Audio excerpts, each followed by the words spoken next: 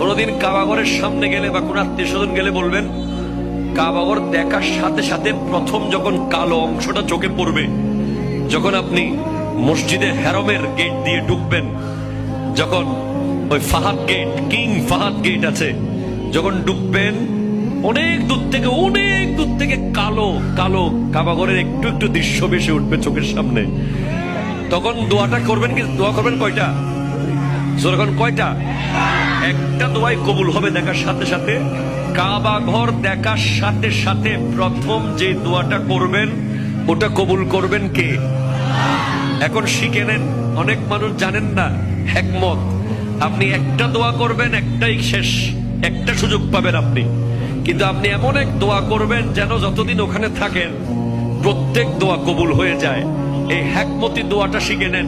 আপনি বলবেন, আল্লাহ আমি 10, 12, 15 যতদিন এখানে থাকবো, যতগুলো দোয়া করব সব কবুল করে নিয়েন। দোয়া করছেন কয়টা? পাবেন কয়টা? কাবা, কাবে কি রৌনক, কাবে কা মঞ্জর, আল্লাহু আকবার, আল্লাহু আকবার।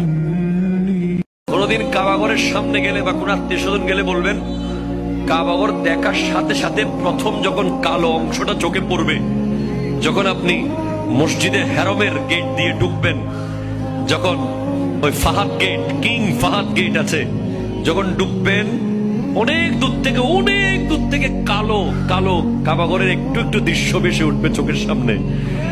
তখন দোয়াটা করবেন, কিন্তু দোয়া করবেন কয়টা? যখন কয়টা? একটা দোয়াই কবুল হবে দেখার সাথে সাথে। কাবা ঘর দেখার সাথে সাথে প্রথম যে দোয়াটা করবেন ওটা কবুল করবেন কে?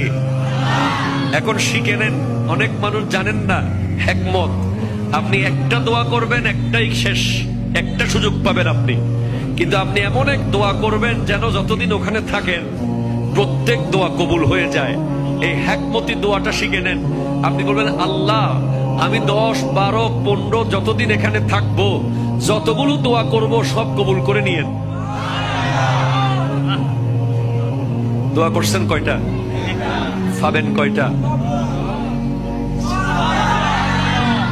কাবা, কাবে কি রৌনক, কাবে কা মঞ্জর, আল্লাহু আকবার, আল্লাহু আকবার।